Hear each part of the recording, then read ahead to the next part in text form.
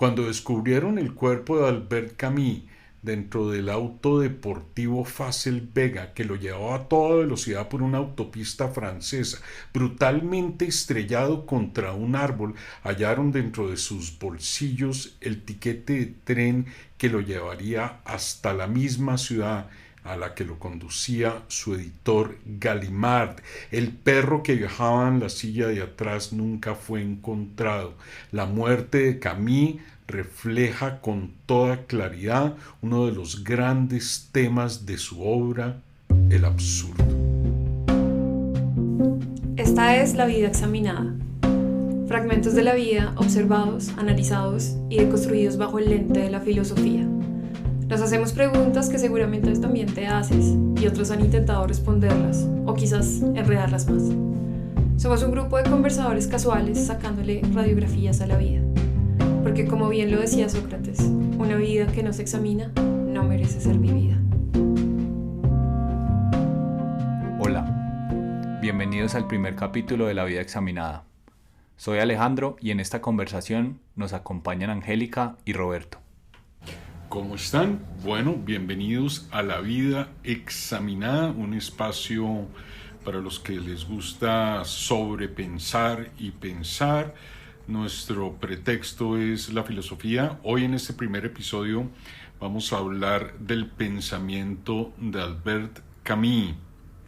Y creo que el pensamiento de Camus tiene mucha actualidad. Su noción del absurdo se ha trastornado y transfigurado y transformado de muchas maneras, pero vivimos en un universo marcado por categorías que diría yo son muy semejantes. Vamos a arrancar con la primera gran pregunta de la filosofía, y la primera gran pregunta de la filosofía para Camus es muy sencilla. ¿La vida vale la pena vivirse o no? No hay pregunta más importante en la filosofía que esa.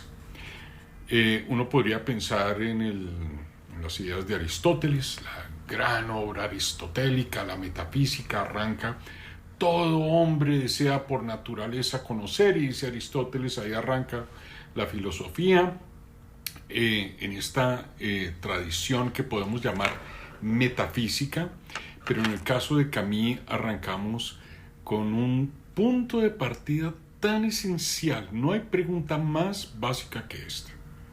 La vida merece ser vivida, y si nosotros decidimos que la vida merece ser vivida, nos toca encarar la primera gran categoría de este poderosísimo pensamiento, que es el absurdo. Nuestra relación con el mundo está marcada por el absurdo. Qué idea tan bonita e interesante. ¿Qué es el absurdo? El mundo mismo no es absurdo, nuestra relación con él es absurda. ¿Y qué es ese absurdo? El absurdo es vivir en un mundo que nos es extraño y ajeno. Camus obviamente está inmerso en la Segunda Guerra Mundial. Este personaje se le acortó la vida tan pronto, 47 años. Se estrella en una autopista francesa, en un carro deportivo francés, el Facel Vega, conducido por su autor Gallimard, y esta misma muerte absurda marca un poco lo que es este concepto del absurdo. Pero decíamos, el absurdo para Camus es vivir en un mundo que nos es ajeno. Las guerras en el norte de África, cuando personas disparaban flechas contra tanques, esta imagen tan poderosa que volvemos a ver surgir en medio de la guerra de Vietnam, los helicópteros americanos que aterrizaban llenos de flechas disparadas por la población. Absurdo es cuando un niño de 6 meses muere por una enfermedad incurable. Absurdos son los crímenes que se cometen durante la Segunda Guerra Mundial. Absurdo es la ocupación de los guetos de Polonia, etc. Es decir, para Camus los seres humanos somos exiliados de un reino que se nos prometió y que nunca realmente se cumplió. Tengamos un momento la noción de absurdo muy presente, tengámosla en mente. cómo lidiar con el absurdo, qué hacer con el absurdo. No lo desechemos del todo, porque al final de esta conversación veremos que el absurdo tiene muchísimo sentido y que no solo es algo que debamos desechar. Entre el cielo y los rostros que miran esperanzados hacia Él, no hay dónde colgar una ética, una filosofía, una verdad. Este es el gran tema del pensamiento de Camus, este vacío de sentido. Y la pregunta insistente es: ¿qué hacemos con ese vacío de sentido? ¿Cómo manejar ese vacío de sentido? Yo creo que por eso tiene tanta relevancia el pensamiento de Camus hoy. Intentar insertar en ese vacío una estructura de creencias, un sistema metafísico o una religión solo nos vuelve más absurda la existencia. ¿Por qué? Porque cuando el niño de 6 meses muere por una enfermedad incurable, pues entonces queda la pregunta: Dios, ¿por qué nos mandaste esto? Roberto, yo tengo una pregunta. Cuando dices que está vacío de sentido, ¿el sentido es lo mismo que el propósito? Sí, yo creo que ahí hay una identificación para qué vivir, cómo organizarnos en esta vida, cómo encontrar significación a pesar de las enormes dificultades que nos plantea esta noción del absurdo. Yo pienso que no debemos enfocar esta idea como qué sentido tiene la vida. Estas grandes ideas de Camus y de otros, estas grandes ideas como las de Camus desechan estas preguntas enormes que quizá no tienen contestación. Simplemente ustedes van a ver que hay una idea muy bonita acá. Hay este vacío de sentido no lo vamos a poder llenar con un gran sistema, como decíamos ahora, metafísico, un gran sistema de pensamiento, sino que nos toca con los mismos elementos que ofrece la vida, los mismos elementos que nos da la existencia, es decir, con los mismos elementos que nos da esa vida absurda. Comencemos entonces a pensar un poco esto. Antes de ello me gustaría decir, una de las conferencias más hermosas que dio Camus se llamaba Sobre el futuro de la tragedia. Esto dado en 1950, no recuerdo la fecha exacta de esta conferencia famosa que dicta Camus. Pero, ¿a qué voy? Los antiguos tenían un arte para lidiar con el absurdo de la vida que se llamaba la tragedia. Y esto es precisamente lo que uno ve en Esquilo, Eurípides y Sófocles. Bueno, no eran los únicos trágicos griegos, pero esto es lo que uno ve. Un intento de domar el absurdo de la vida, de entender el absurdo de la vida, de incorporarlo dentro de la vida misma. Hemos perdido esta arte y cuando volvemos, dice Camus, a estos antiguos trágicos griegos, darle sentido a la tragedia implica alimentarlos con nuestra propia sangre. Una frase hermosísima de Camus. ¿Qué significa alimentarnos con nuestra propia sangre? Pues darle sentido a esos antiguos textos implica recrearlos y vivirlos desde nuestra propia experiencia. De hecho, Camus, en una obra de teatro que la recomiendo muchísimo a quien nos escuche, que se llama Calígula, se remonta hasta la antigüedad y ustedes quieren ver el absurdo que toma y cobra vida, léanse Calígula. Calígula es una obra que cobrará sentido para muchos de nosotros. ¿En dónde encontrar algún atisbo de significación en esta vida? Decíamos entonces los elementos mínimos, no hay nada más que podamos hacer. ¿Dónde están esos elementos mínimos? Para Camus los encuentra en la experiencia más básica del mundo. El mundo es bello y es nuestro primer y último amor. Y estar vivos en este mundo en medio de toda su belleza es un motivo de orgullo, piensa Camus. Permítame leerles un pedazo de algunos de sus ensayos, en donde, en medio del absurdo, Camus encuentra sentido en la belleza del mundo. Y este se llama Funerales en Tipasa. Es un testimonio de su regreso al norte de África. Camus nace en Argelia. Toda su obra, dice él, se lo dedica a su madre, que tenía o padecía uno de los síndromes del espectro del autismo. Su madre era silenciosa, prácticamente no hablaba. Camus dijo que toda su obra la había compuesto para darle una voz a su madre. Y dice lo siguiente, voy a leer solo un pedacito de estos Funerales en Tipasa, y cómo Camus describe una experiencia de estar de nuevo en las costas del norte de África. La brisa es fresca y el cielo es azul. Amo esta vida con abandono y deseo hablar de ella con coraje.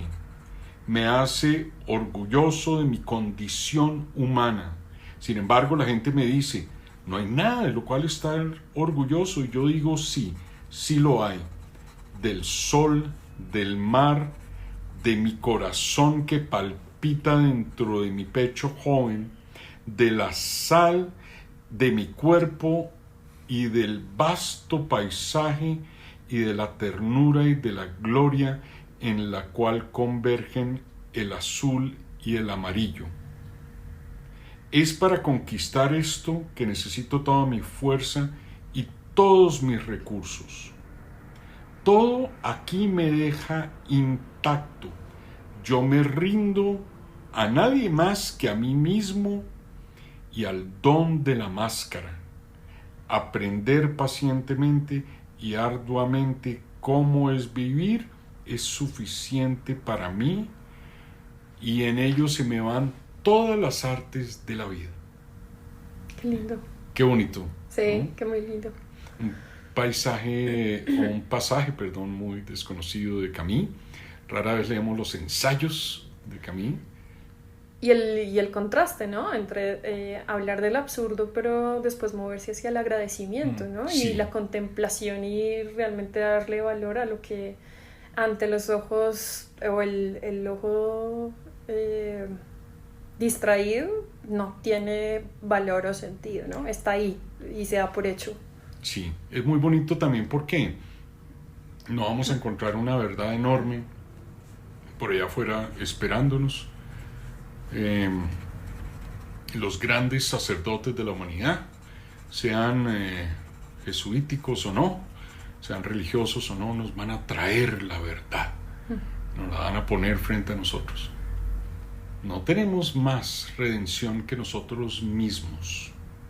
El mismo tema del bien y del mal, si ustedes leen esta obra de teatro Calígula, Calígula mata indiscriminadamente a todos sus enemigos. Pero la única lugar donde sembrar una ética es en el hecho de que Calígula acepta en determinado momento que a él también se le dé muerte. No tenemos nada más. No hay grandes lugares donde sembrar estos principios, como lo hemos dicho tantas veces. Y lo mismo con esta actitud ante el mundo. Ciertamente esta observación de Camus es muy, muy interesante. De ese absurdo, déjenme añadir una idea, de ese absurdo solo nos salvará ese amor por el mundo, el amor por los demás y el absurdo mismo. Es increíble, el absurdo mismo.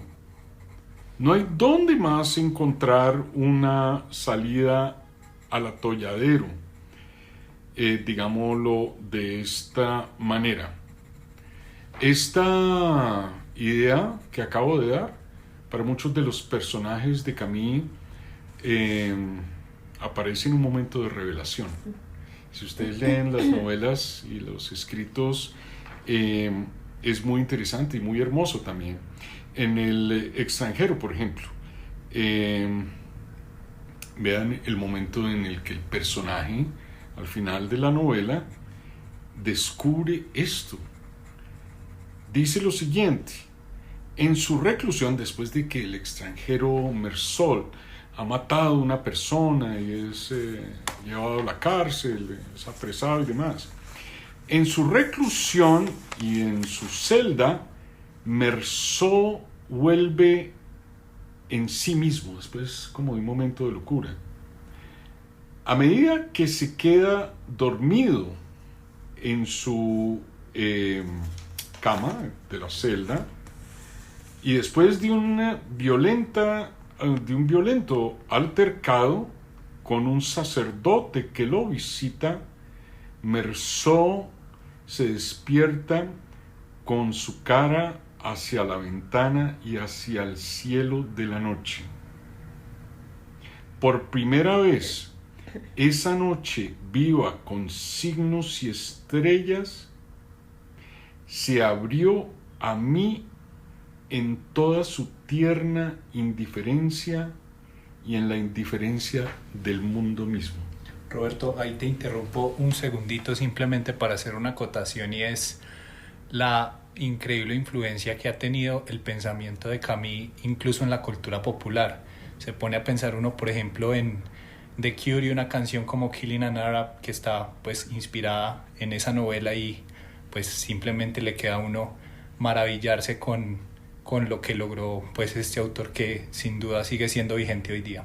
Sí, sin duda, porque yo creo que estamos en la misma lucha por encontrar sentido en un mundo en el cual nos cuesta mucho trabajo ver sentido. Y ahí viene también una pregunta que te tenía, y es el momento en donde tienes esa realización del absurdo, ¿no? En donde realmente te das cuenta cómo pasa eso, cómo está ese darse cuenta de que es absurdo y que no, porque hay algo absurdo dentro de la guerra, ¿sí? Pero para otros tenía todo el sentido del mundo. Sí, pero llevémoslo incluso un poco más allá. Hay algo absurdo en tu misma vida. Y en tu misma vida, ese absurdo a veces se manifiesta en los actos más cotidianos. Lo que te tienes que levantar todos los días a hacer, con tedio, con pereza.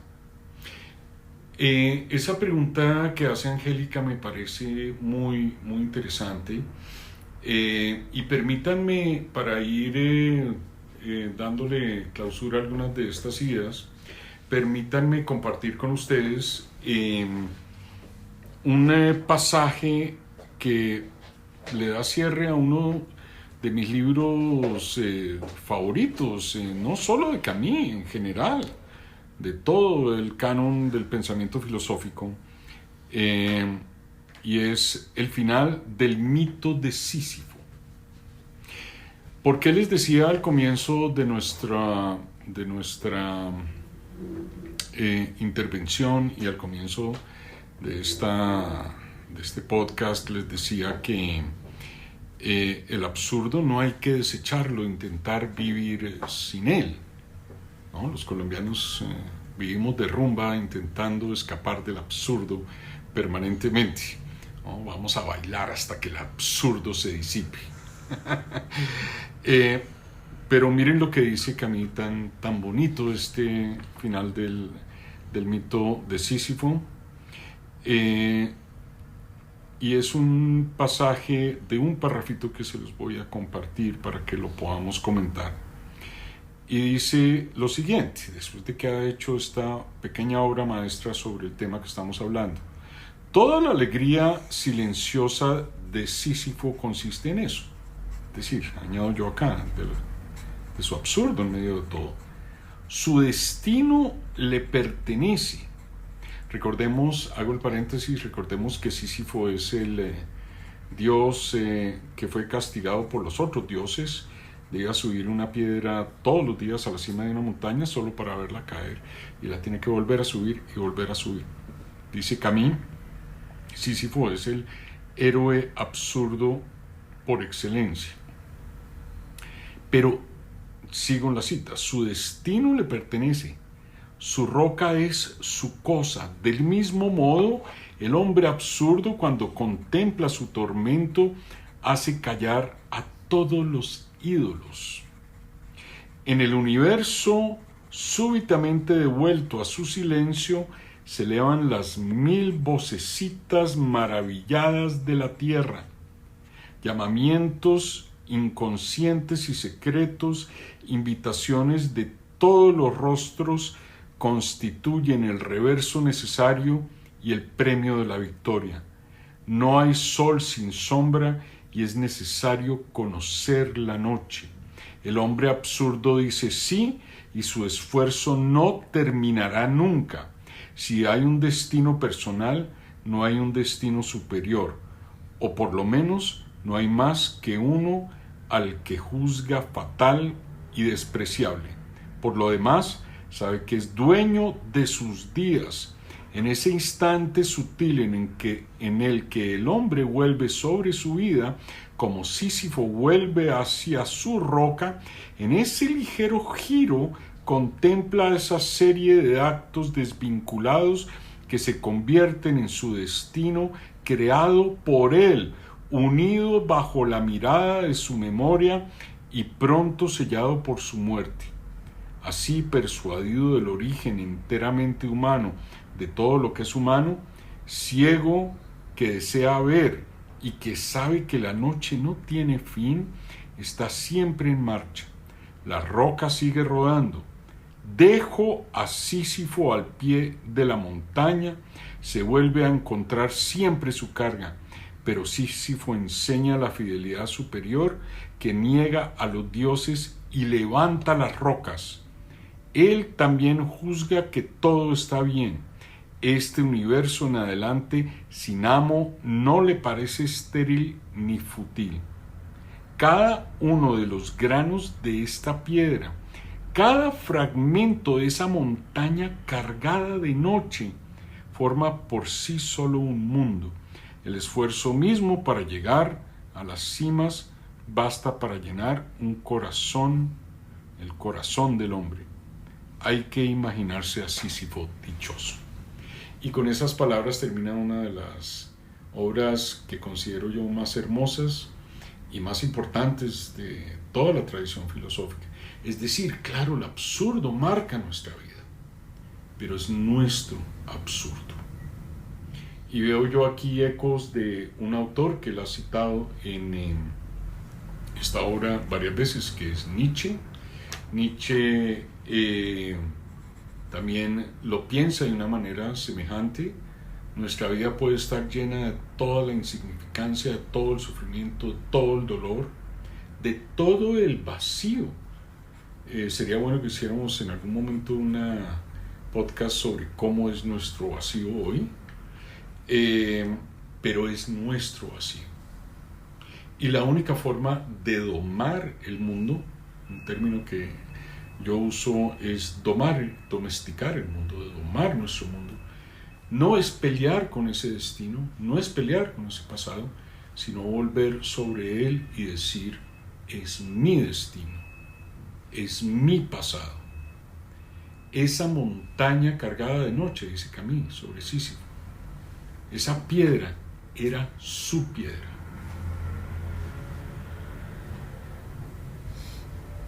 Angélica, ya para cerrar, no sé si de pronto te surja una última pregunta a partir de la intervención de Roberto. Yo tengo una de cierre, pero te pregunto.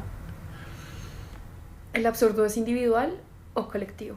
Yo creo que el absurdo, siente que a mí es una categoría en la que vivimos, es nuestra relación con el mundo, pero cada piedra de Sísifo, cada uno tiene una forma de afrontar el absurdo. De afrontar y de vivir ese absurdo.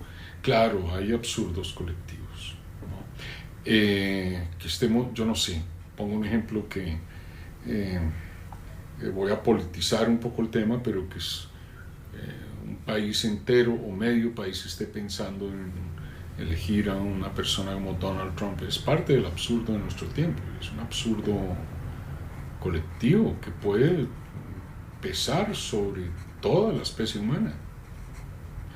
Pero este absurdo del cual habla Camus es: levántate todos los días y haces eso que no le encuentras a veces sentido, e insistes en relaciones en las que a veces te causan tanto dolor. Claro, no es todo, nuestra vida no es solo esto, también hay momentos de alegría, también hay momentos de satisfacción, pero gran parte del tiempo estamos enfrentando ese vacío. No queda otra que encontrar sentido en el mismo sinsentido. Y esto me parece tan valioso el pensamiento de Camus. Me parece una lección que debemos tomarnos muy en serio. Roberto, yo todo el tiempo estuve dando vueltas sobre algo, y es que si bien nuestro ánimo es conversar acerca de una vida examinada, a la larga no es más fácil vivir como un animalito de carga sin pensarla tanto, en vez de infligirnos tanto sufrimiento a partir de esa vida examinada. Una posibilidad es hablar justamente por qué tiene sentido hacerse estas preguntas, si a veces nos botan a escenarios más duros, difíciles, incluso a veces de sacrificio y sufrimiento personal. Pero no me aguanto las ganas, Alejandro, de dar una puntadita. El nombre que hemos elegido para este espacio, que es La Vida Examinada, nace de una idea de Sócrates, cuando justamente este tema se lo plantean a Sócrates. ¿Qué sentido tiene la filosofía? Si se nos bota escenarios terribles, dolorosos, de inquietud, por lo menos de esta sensación permanente de no saber. Y dice algo que me parece a mí tan inteligente y tan interesante. Y esta idea la cita un filósofo del siglo XIX que se llama John Stuart Mill. Dice: si realmente quisiéramos vivir a las carcajadas, pues aceptaríamos, dice John Stuart Mill, que nos saquen medio cerebro. De pronto nos levantamos muertos de la risa, o por lo menos nos levantamos sin saber que estamos deprimidos. Pero prefiero ser yo, con mi depresión y con mi absurdo, que vivir en esta artificialidad. Una vida sin examen no merece vivirse, dice Sócrates. Entonces es cuestión de decisión. Yo creo que nos podemos, no tengo la respuesta exacta a tu pregunta, pero yo creo que nos podemos empezar a meter en espacios que pueden ser muy interesantes para el oyente si consideramos y empezamos a reflexionar en este podcast sobre cómo es y qué formas toman los vacíos bajo los cuales vivimos hoy. Porque sin duda ya no estamos en el 1940, en el 1950, de Camus. Camus muere en 1960, a los 47 años, como decíamos. Ha cambiado nuestra relación ante ese vacío de sentido. ¿Cómo es esa relación ante el vacío de sentido? ¿Y qué herramientas, muchas veces muy artificiales y muy, digámoslo así, rebuscadas, tenemos para lidiar con ese hueco? Un abismo de luz, decía Nietzsche. Nuestros abismos no son de oscuridad, tienen la apariencia de la claridad. Muchas gracias. Roberto, Angélica, qué placer. Nos vemos en una próxima ocasión. Gracias. Muchas gracias. Disfruté mucho esta conversación. Muchísimas gracias por escucharnos. Nos despedimos por hoy, pero la conversación continúa.